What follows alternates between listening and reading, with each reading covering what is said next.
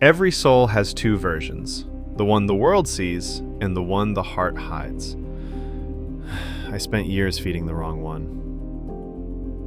Until silence, mountains, and a broken mirror showed me my real face.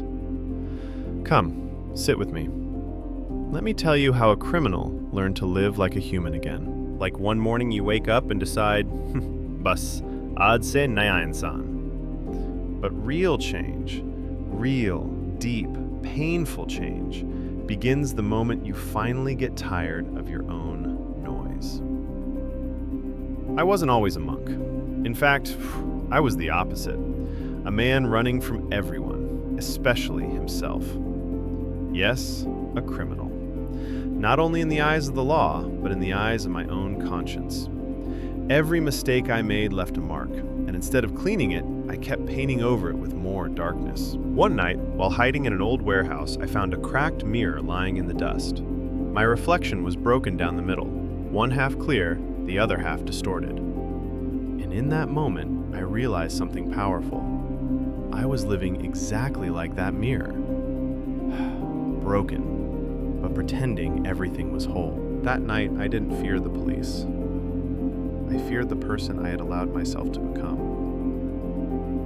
So I ran. But this time, not to escape punishment. This time, I was running towards something, even though I didn't know what that something was. Hours later, exhausted and empty, I reached a small monastery in the hills. I wasn't looking for peace. I just needed a place where my thoughts would stop screaming. A monk opened the door. He looked at my torn clothes, my swollen eyes, my trembling hands, and simply said, "Come, you look tired." No judgment, no questions, just compassion. That night, for the first time in years, I slept without fear. The next morning, he handed me a broom. I looked at him and asked, "Is this some kind of punishment?" He smiled gently. "No, this is how we begin, by cleaning something outside, until you're ready to clean what's inside." And that broom, that simple wooden broom, became my first teacher. As I swept the courtyard day after day, I began noticing the small things, the sound of dry leaves, the rhythm of my breath, the way dust rises and settles, just like thoughts. I wasn't being judged, chased, or blamed. For the first time, time was not my enemy. And slowly I understood. When you slow down, your demons slow down too. Months passed. Mistakes softened into memories. Pain turned into lessons.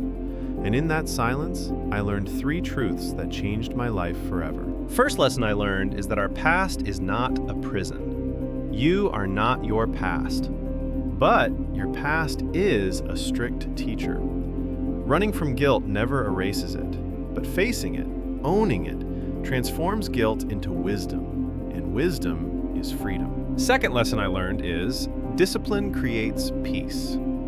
People imagine monks floating in calmness, but peace isn't magic, it's discipline. Small daily habits like waking early, breathing slowly, eating simply.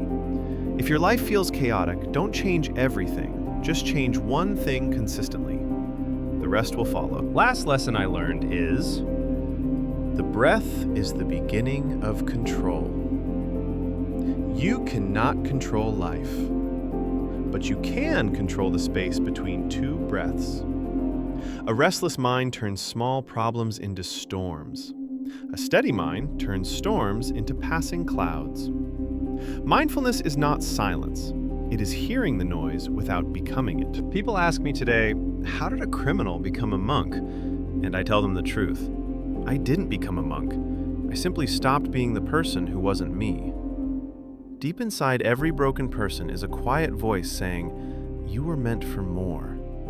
Most people never hear it, not because it isn't speaking, but because the world is too loud. Right now, if you're listening to me, take this moment as a gift. Just breathe.